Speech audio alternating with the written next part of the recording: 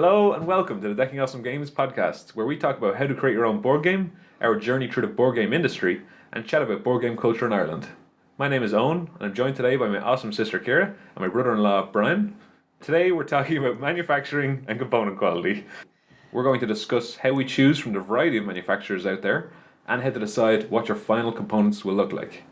So when you're a small indie publisher, it's about designing the spec that conveys exactly what components you need, decides on what pieces you want, and decides on who you're going to work with. So use whatever you can and gather as much information as you can about the manufacturers to decide who's going to make your game best and who's going to get the best quality or value for money as well. Yeah, because there's a lot of options out there as a board game publisher to choose when coming to manufacturing. A lot of people out there will want to help you in your endeavour, and it's up to you to decide what's the best option. So when you have all the components that are going to be in your game and that, you can start approaching manufacturers and asking them, can you do this? What can you do? Is this possible? So deciding what you need in advance is probably an important part of going to the manufacturer and seeing which is the best for you. Yeah, coming up with those ideas early on in the board game development process is very important. Because even at an early stage, when you're thinking of prototypes and stuff and you're developing your game, you can think about components. Which ones are going to cost the most? Which ones are going to cost the least? A component in your game is going to be very expensive. You should be aware of that at the start, that this could be an expensive game. And also which components are most important. So if you have a game that's entirely hinged around having gorgeous little miniatures on the board, and that it just doesn't work as well if you just have tokens sliding around it, you're going to need good quality components in your game. So you want the manufacturer who's able to do the best type of minis or whatever it is that you're looking for. Okay, so that comes down to what's so special about board game manufacturing. So traditionally, I suppose, board game manufacturer is paper and cardboard. You can get your cards printed by so many hundreds of companies. And then what makes them different is any unusual components. Minis are really popular right now. So what you can do with plastic, I suppose for small manufacturers, it used to be that you could only make really plain dice, or you could only get really plain dice as part of your game, but now it's easy enough to get custom dice made, to get custom pieces made. So it opens up a lot of opportunities, but that also means that you have to think a lot about whether the manufacturer you're going to go with can actually do what you want in a small run if you're only a small company. So some manufacturers will, most manufacturers, if you approach them with anything, they'll say, yeah, we can do that. But some of them say you have very specific dice you need with custom engraved sides on them. Some manufacturers you approach will say, yeah, no, we can have that for you. But they'll outsource their dice manufacturer to another company. So they'll get them to manufacture it, but the cost of shipping and manufacture over there will all be incurred into your cost. So it's worth looking around and asking some questions and finding out, is the company you're going with, the manufacturer you're going with, going to be able to make all this themselves? So will they be able to do everything in-house? Does some stuff have to be sent out? If you go with another manufacturer and they can't do it all in-house, is the price going to be more because they have to send out for other pieces and stuff like that as well? And sometimes it's not more as well. So we got custom dice with Dice Summoners and they were outsourced, but because the two manufacturing plants were very close to each other, it actually kept the cost really, really low because the company that they outsourced to was a specialist in custom dice manufacture. So it helped us a lot. Yeah, I think times have moved on as well, because back in the olden days it was like Risk and Monopoly. All the games were very similar. They had a board, they had cards, and just normal dice. Yeah. And because of all these new and indie games coming up, there's so much more options out there for manufacturers to come into, and also for manufacturers to save money by like doing minis and stuff like that, because there's a lot more of a need in the marketplace for that. I suppose as more people are going into manufacture, you're getting a lot more new and different ideas coming into the world, and now manufacturers are nearly being challenged to come up with something new or something different, like someone's landing in front of them. So say our next game, Bumper Bots, that has a sliding perspex sheet that goes across the top of it. I mean, that's going to be a tough challenge finding a manufacturer to do that, and how it's going to be stuck to the board and how it's going to move around, but that'll be a challenge down the line for us. Yeah, because I remember Gloom. Gloom is a game where it has perspex over cards. That sort of technology was in manufacturers, and it's becoming a lot more popular now. You see a lot more games now with that kind of plastic perspex part of the game.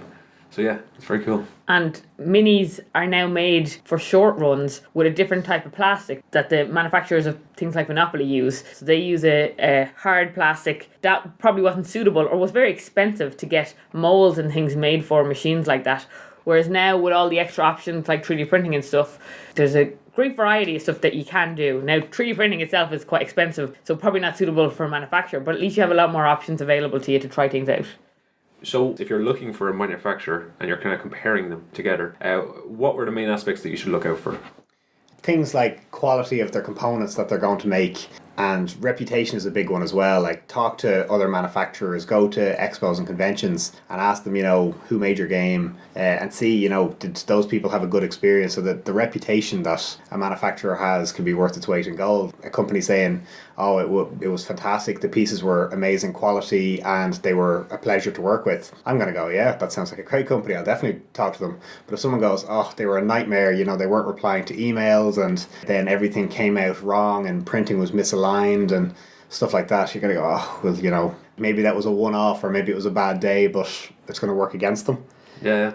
If you're considering where to get your things manufactured, the location of where you're going to actually get them done, based on where you are as a publisher, you might want to get it really close, so that the turnaround time is quite good, but it might be more expensive. The communication of the manufacturer is very important to make sure that they are communicating in the way that you want, whether that's informal, kind of face-to-face, one-on-one things, or it could be formal, like emails and more kind of professionalism. Then there's also the values that a manufacturer kind of holds, whereas like the core values they have, like if they're tackling things like climate change, might increase the costs, but that could be something that is important to you as a publisher. Yeah, exactly. I suppose another big one as well is cost for yourself. Some are going to charge you, say, €10 a unit for a same game that someone else is going to charge you €5 a unit for. And if quality is comparable, then why wouldn't you go for the one that's €5? But again, it comes down to a lot of the other factors combined. So locational factor in, transport and things like that, and quality and reputation and all that. So you have to balance between quality and cost. So you want good quality components, but you also don't want it to cost you an arm and a leg.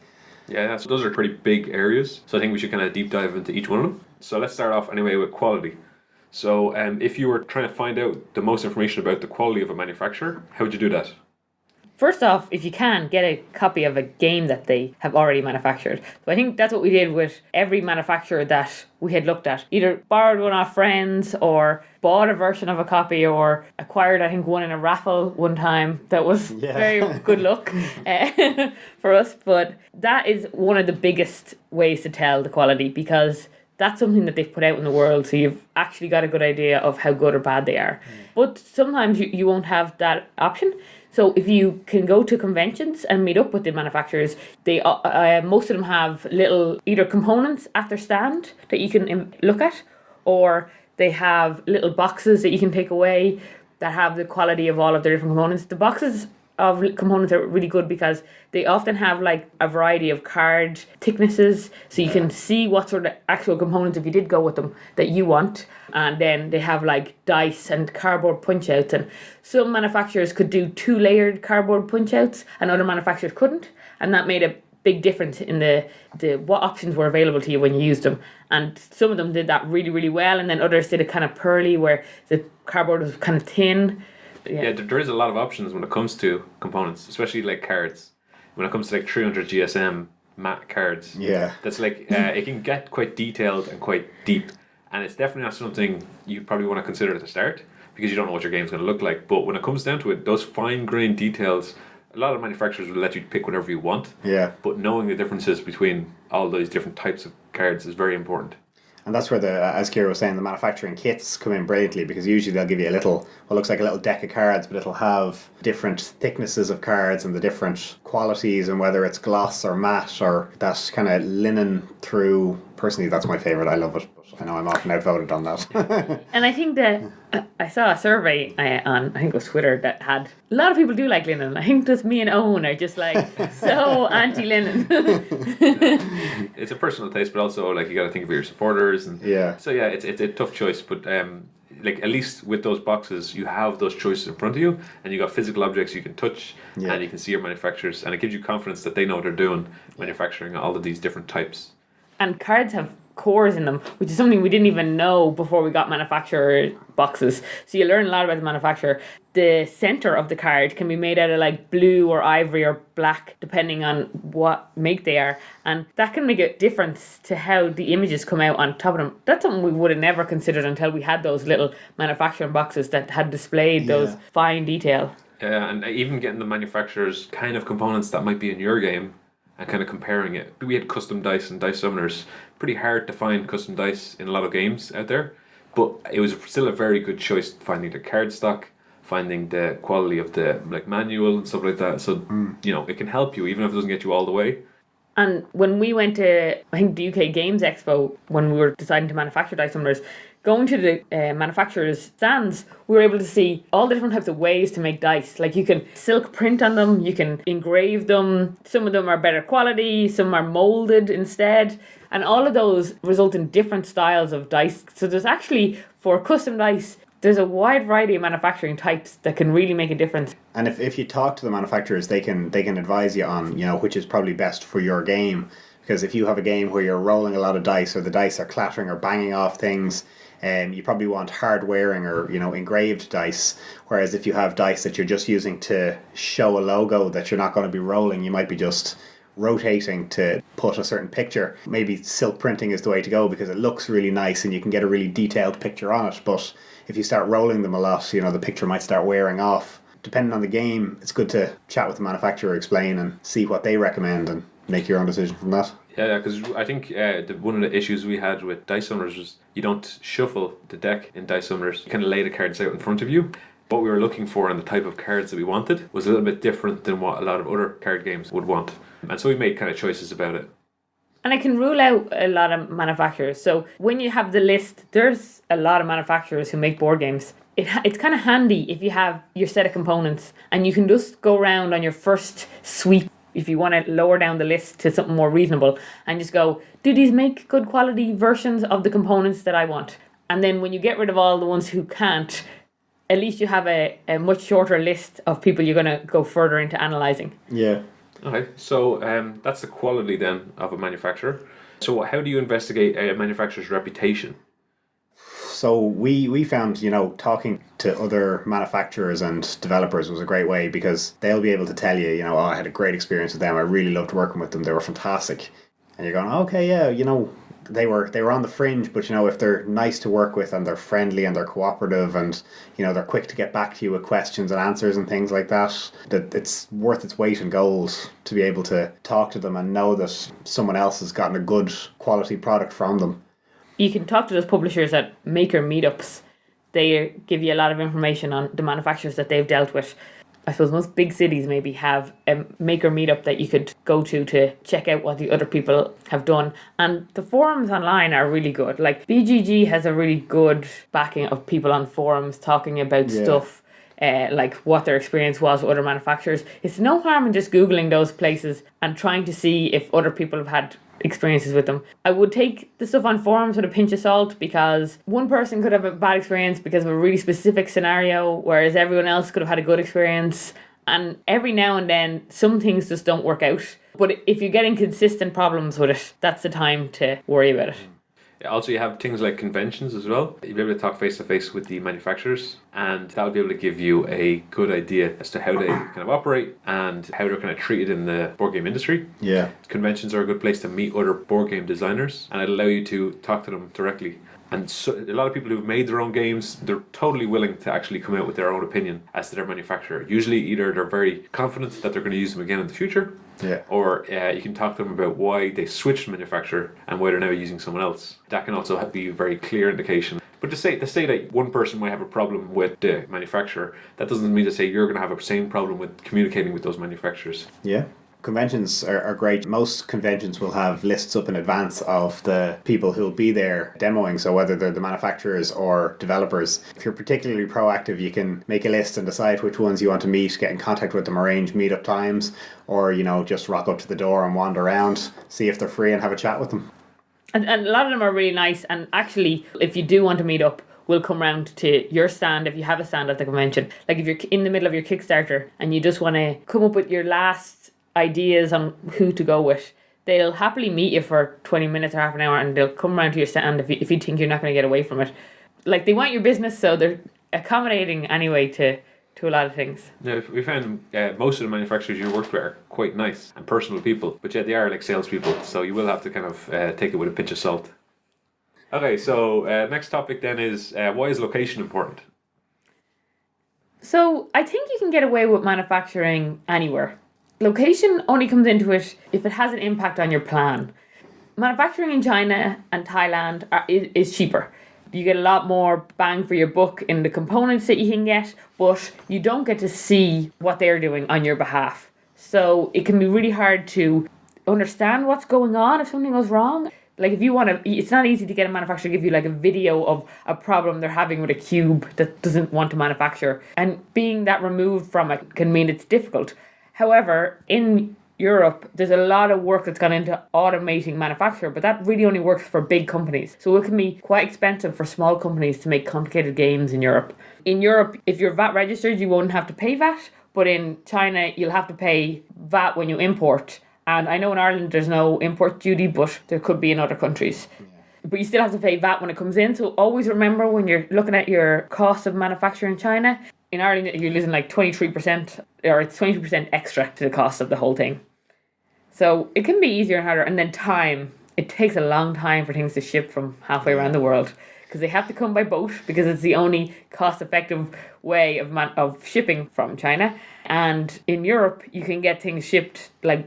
Someone throw it on the back of a truck and drive it over to you the following day if you really want it. Exactly. It's so much easier. So you have to... A lot of manufacturers don't ship your games. And if they do ship your games, it's quite expensive, because it's not an area that they're specialists in, and it can be something that's just put a premium on because it's a lot of hassle for them.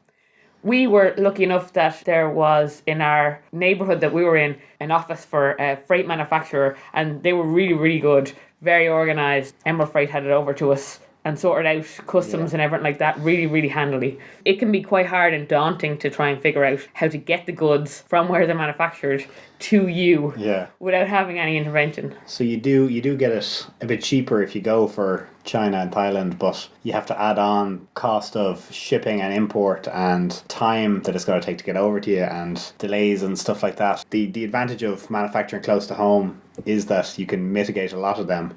If you really want, rent a truck, drive down to Waterford, down the road from us here, and throw them all in the back, take them home yourself.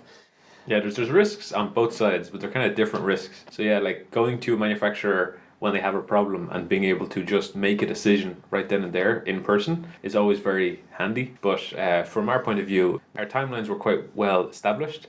We could still communicate with the Chinese manufacturers in good time. Yeah. And we didn't have to, like you said, drive down to them like early in the morning and sort this problem out immediately. Yeah. Luckily, we didn't have to have those problems. But if you're a manufacturer, you need that kind of speedy turnaround for whatever reason. Maybe having it closer to home might be handier. Because every issue we had, it took at least a day to turn around. Like, when they had a question, it took a day for us to get back to them because of the time zone differences. And they were really great. So once you're picking a good manufacturer, you can trust they're going to ask you about the right things. They're not just going to throw everything in a box and send it out, even though when they were making the cubes for you, they were like, oh, these don't look like how I'd imagine would work in the game, but I don't care, I'm just going to put it in a box and send it off. Yeah. They asked us questions about all of the little pieces, things that we wouldn't have thought of, just like the thickness of lines on dice, custom dice and things like that. And there was like a little dimpling in the corner of our cubes, and they just wanted to make sure that the game would still work with that dimpling. That's just an outcome of the manufacture process. They kept us really up to date. Yeah. And if you're not going to have somewhere close to home, you're going to need that. You really fall back on good lines of communication. Yeah, that really helps. Luckily in Europe there is still a lot of choices to make about location. So like Brian said, you can have somewhere in Ireland. There's also a lot of great manufacturers in the British Isles, like England, and there's also Germany as well, which has a lot of Poland. And Poland has some really good manufacturers as well. So there's a lot of great choice. And I'm sure wherever you live, there's probably a lot of really close, good choices to make. Obviously in the European Union, choosing between Poland and England or Ireland, it's a very easy choice because we don't... European Union. Oh, no. Well, yeah. Brexit was a bit of an issue when it comes to location, and it comes to the whole manufacturing process. Actually, it was a difficult time because it just added a lot of risks to the choices we had to make on manufacturing. And fulfillment as well. We had been considering a fulfillment company in England. They gave us a lot of support and they were really strong. Yeah, fulfillment means shipping your Kickstarter games to your backers. Yeah, so the second stage is shipping. Once they get from the manufacturer, then to the individual people. And That's then, a good point. There were a lot of really good fulfillment places. We ended up fulfilling ourselves, which was fun and a cool experience because you learned a lot more about fulfillment. But yeah, we wouldn't have wanted to do it. We actually didn't want to do it. It's like when you look around your house and you go, I could totally paint this house myself. And after you finish the first couple of rooms, you go, I'm never doing this again. Yeah, just paying someone to come in and do it. Forget that. Yeah. We had like the stuff arrive. You have to pick out the right size boxes yourself. You have to get your custom stickers yourself. You have to. There's just a lot of steps to that. But I think we'll talk about fulfillment anyway separately. Yeah. But Yeah, it does have an impact. A separate podcast. Yeah. But yeah, location when it comes to shipping is very important. Usually you'll have to pay it yourself, but sometimes you can have manufacturers help you with that process, or at least they'll know who to ask. Okay, so that's location. This is a pretty important topic, which is why is communication important?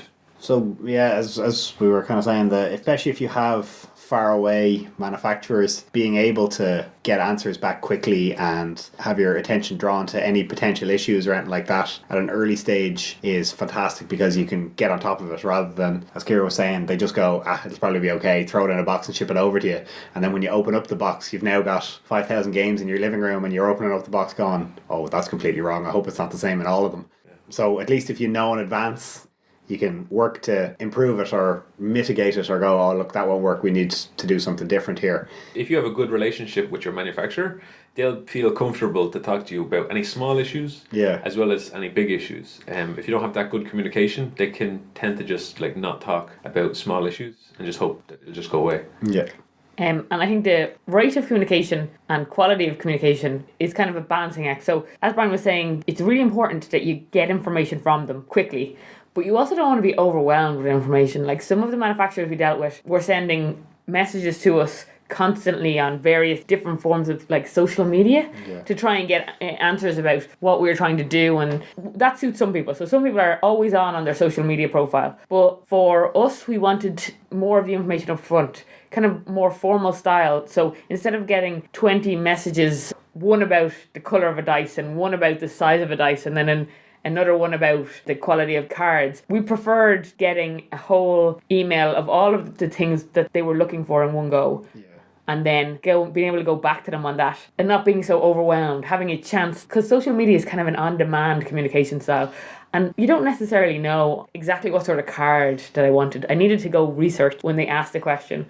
But maybe you prefer that quick chat back and forth rather than one big long arduous email. Yeah, our jobs didn't allow that to happen. Yeah. When we're busy, we're busy. So like having a formalized email does tend to make life a little bit easier for us anyway. I'm imagining the Chinese manufacturer on the other side of the world doing this exact podcast going, I sent them like 20 different messages across 4 different platforms and they only replied to one with all the information in that one email. It's very inconvenient, you know?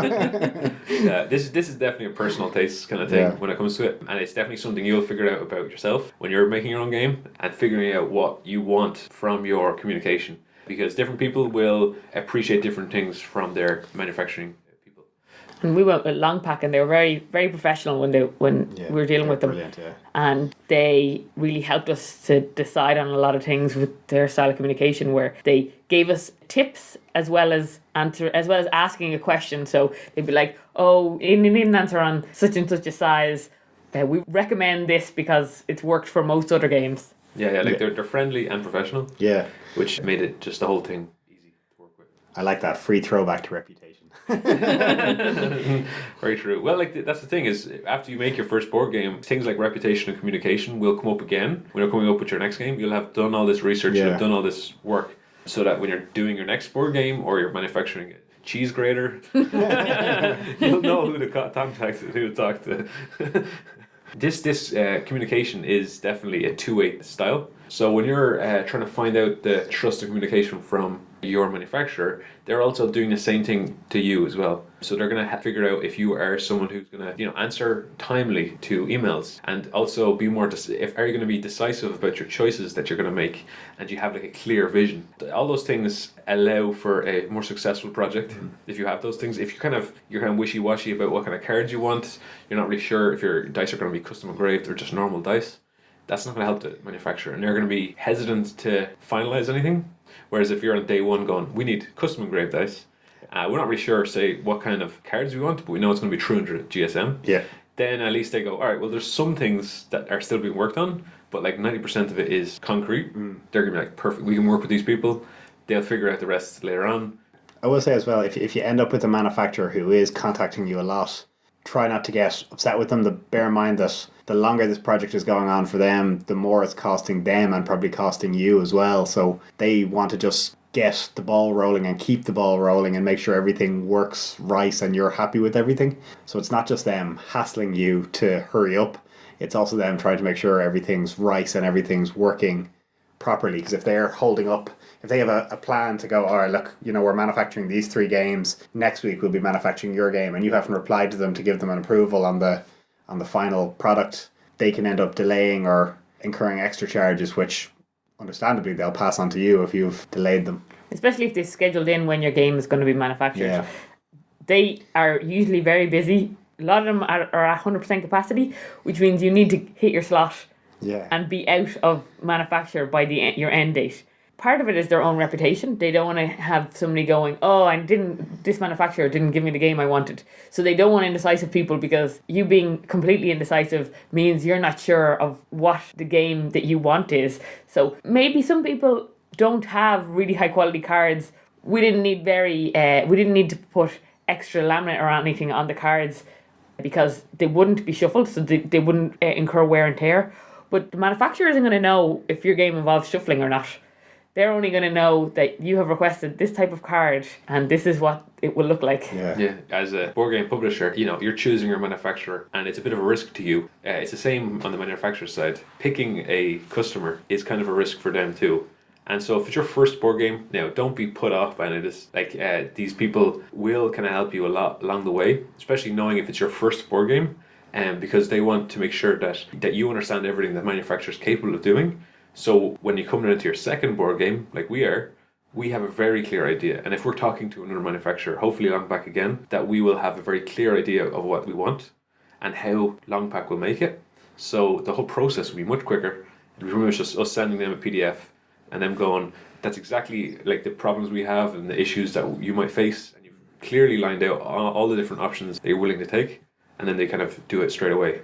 Because if it's your first board game, you're definitely going to have a back and forth with emails.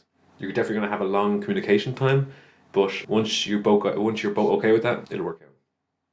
The second last topic is the values of a manufacturer, which is a little bit of a touchy subject, because this is what kind of values you want in your manufacturer. So this can sometimes come up as cultural differences, depending on what kind of publisher you are versus what kind of publisher they are. It can also come up as issues that you and your supporters may be sensitive to. Obviously, everyone's different. All the manufacturers are different, and all the publishers are different, and you can all work together. But if there's things such as like climate change, they might increase the costs of your game. But if those are kind of values that you support and that you and people who are going to buy your game want to see, that's definitely something you should consider. Yeah. And increasing the price of your board game for climate change could be exactly what you should be doing to help your reputation. But it can be hard. Like, I think on the little plastic bags that come with your game, there is a lot of people out there who complain if there aren't enough of those in your game. They're probably not environmentally friendly. Or sorry, I know they aren't environmentally friendly. but you have to please your audience as well. It's really difficult. So on your first game, it can be very hard to decide on what your core values are actually going to be. But some people you can meet and you kind of know that their style of, cultural style in their company isn't going to match with yours. You can kind of give it a good idea based on just like their attitude towards other people. If you meet them at conventions, you can kind of get a good idea of like, how do the employees treat each other, even in that small space. It'll just give you an idea of whether you need to whether you're going to fit with their style. Yeah. And a lot of it will kind of be decided by meeting the people and deciding yourself. Like we met a manufacturer I won't name, but we had only intended to do a run of 1,000 copies for Dice Summoners because it was our first game. We were a bit nervous. We didn't have the money, so thank you Kickstarter backers for helping us get there.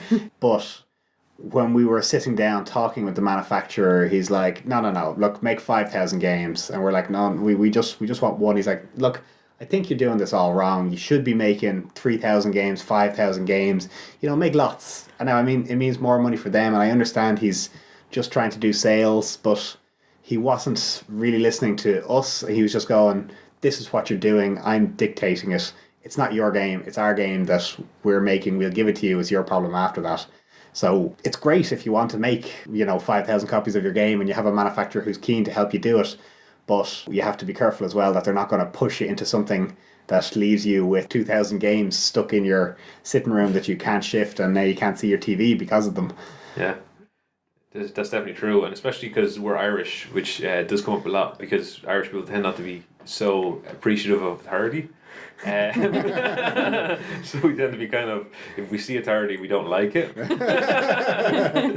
So we tend to stray away from that. So if someone's very kind of Pushy and and they have their own way and there's a hierarchy, we don't like hierarchy. yeah, if somebody on the team is clearly the boss and they treat everyone like Minions. we definitely, those values don't align with our values because it's probably better that we don't work with them because all we're going to do is fight with them. So That's true. And everything will come down to a personal choice. Maybe that won't bother someone else, but because that person is probably that authoritarian figure in that is probably going to be very clear and crisp with their decisions. So if you want somebody deciding on that side, maybe you want just them making Someone decisions for you. Yeah.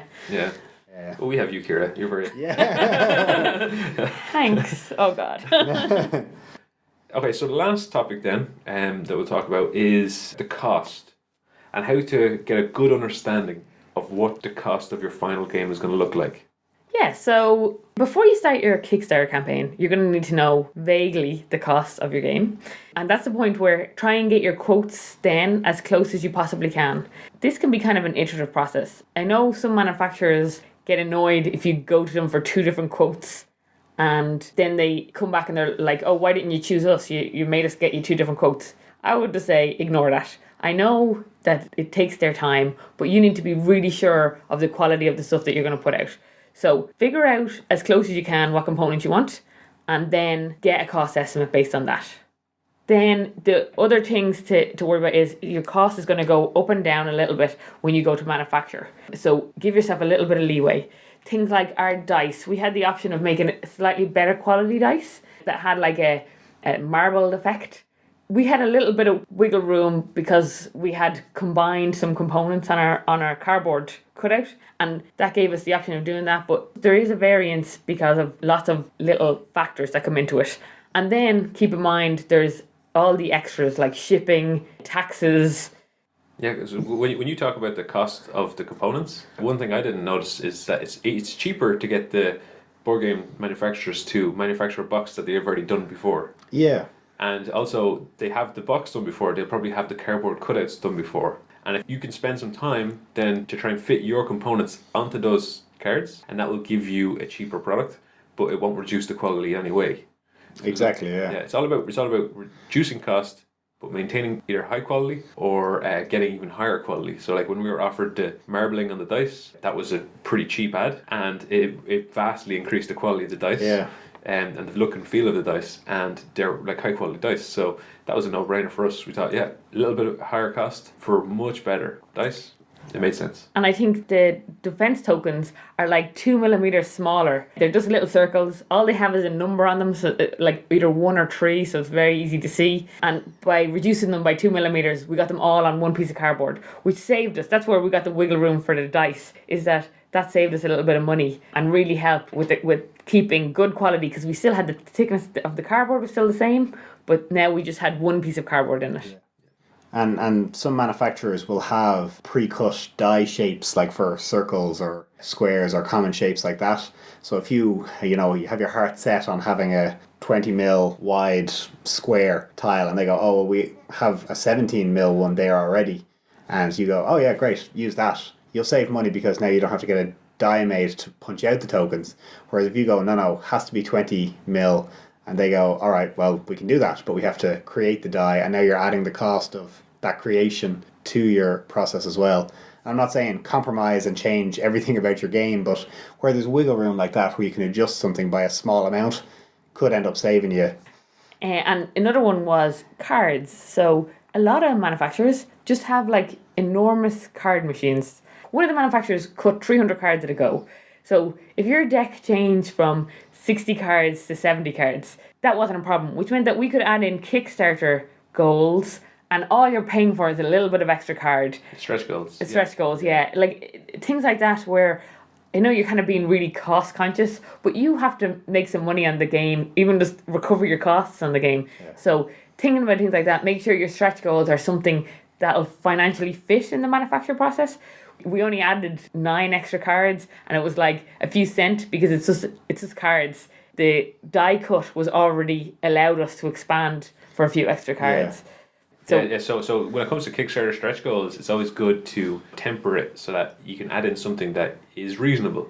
So when it comes to, a lot of people will go, I'm going to upgrade my my wooden tokens to plastic minis. That's going to cost you way more. But if you're adding in more cards to a deck, depending on the manufacturer, you might not have that much cost at all. Yeah. Based on the amount of cards they're cutting already, that could be very little. I think there was still an upfront cost on artwork, but that's like it was still a very reasonable amount. Well, like that's another thing. When it comes to dice summoners, we made 1,000 games, and there were a lot of one-time costs associated with dice summoners. Artwork is a big one. Yeah. You also had die cuts, which had to be done, but all those one-time costs means that the next 1,000 or the future games, you'll be seeing a lot more of a profit. Or a reduction in cost for that. Or a reduction in cost, so like you'll see the game go down in price, which is great news, because that means, but you need to take that into account when you're doing the cost estimate of manufacturing. How many games are you going to make? We made 1,000 for our first game. If you made 4,000, that's going to make the game way cheaper. But, not way cheaper, but like, you need to take it into account. Yes. Alright, so what are bad things that could happen when you're talking about costs? Oh, I mean, shipping is always a curveball. You could end up getting your boxes show up in perfect condition, and every game inside it is amazing. I think we were lucky enough. I think there was a corner dented on maybe 2 or 3 of the boxes, but that was great. Like they threw in an extra 8 copies or something, so it worked out well for us. But I know there have been some other companies who, when their games are getting shipped, whoever the shipping company they went with was, the games got completely battered and wrecked, and by the time their 2,000 copies that they'd ordered showed up, they only had 50 they could sell. Yeah. And customs. So if you have a lot of US backers, but we didn't have a lot of US backers, so this is the other option of we couldn't get our product to go straight from China to the US, which means it kind of had to pay customs twice, which wasn't great. So because it had to come into the EU and then had to go out of the EU again, that sort of stuff is obviously very annoying for your backers. Now, I think under €30 gets through customs okay, but some things might not have. We had a problem with one of the boxes that went to a shop over there. So getting your game around the world can be a little bit difficult in general. That's something you should definitely bring up with your manufacturer, is hidden costs. A lot of time they don't really mention taxes and stuff because the taxes change depending on where you're getting them sent to, who you are, what kind of publisher you are or company you're running. And they're not going to put that work in to find out how much you owe on taxes. And so if you just assume it's whatever the estimate that the manufacturer has given you, you need to make sure that there's taxes and all sorts of other things added to that. Otherwise, your hidden costs are going to skyrocket, and your Kickstarter or you're selling your first 1,000 games, you're going to be losing money even if you sold all 1,000 of them. Yeah. So those kind of things, you'll see online when you do some research into the whole process. These are something you definitely need to look into. Yeah. And where your manufacturer will put your games when they're made.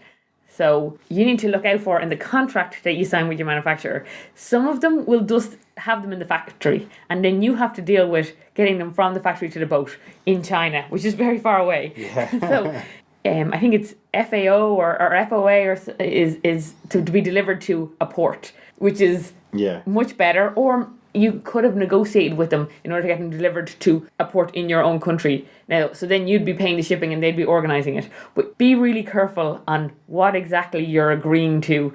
We agreed they would get it to the port, and then we had the shipper take them from the port over to us and organise everything with us. And they were really good because they also organised us prepaying the customs duty with revenue and VAT, and not everyone will. So you also need to make sure your goods aren't going to get stuck in some customs port somewhere in one country or another. Yeah. And you also have to deal with storage as well. Yeah. When it comes to it, because you don't know where your game is going to be stored. Luckily for us, they're all in the attic.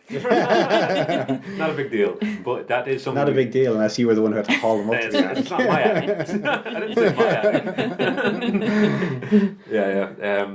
Also, when it comes to shipping, like Kira's mentioned before, if you're shipping to US customers, you might want to ship some of them to the US, some of them to Europe, wherever you're kind of based, and that's all going to have to be managed by you or whoever you're dealing with shipping. And just on storage, so we're lucky we have an attic ready for conversion and has a floor. Be careful of storing in garages and non-converted attics because China is very warm.